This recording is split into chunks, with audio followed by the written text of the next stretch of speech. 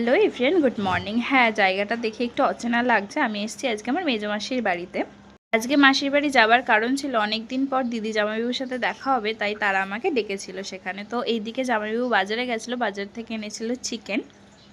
আর জামাইবাবুর আবদার তার শালি তাকে চিকেন কষা রাইস করে খাওয়াবে। তো আমি তো তাই তোড়জোড় নিয়ে বসে পড়েছি সব কিছু। এটা হচ্ছে আমার দিদির ছোট্ট 1 বছরের মেয়ে অলি।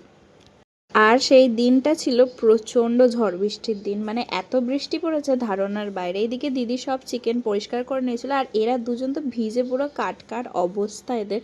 গেছিল দুজন মিলে বাজারে, ছাতা না নিয়ে গিয়ে এরকম ভিজে খাবার নিয়ে বাজার করে একেবারে এসছে। এদিকে আমি সবাইকে খাবার দিয়ে দিয়েছি গুছিয়ে, তারপরে শেষে আমিও খেয়ে নিলাম। অনেকটাই বেলা হয়ে গেছিলো, রান্না বান্না তো বসাতে হবে, তাই ঝটপট করে খেয়ে নিচ্ছিলাম। এদিকে আমার রান্নাবান্না প্রায় কমপ্লিট। তোমরা হয়তো বলবে যে ক্লিপ কোথায় দেখালে না। আসলে আমার মাসির রান্নাঘরটা বড্ড ছোট, যেখানে আমি একদম কোনো ক্লিপ নিতে পারিনি।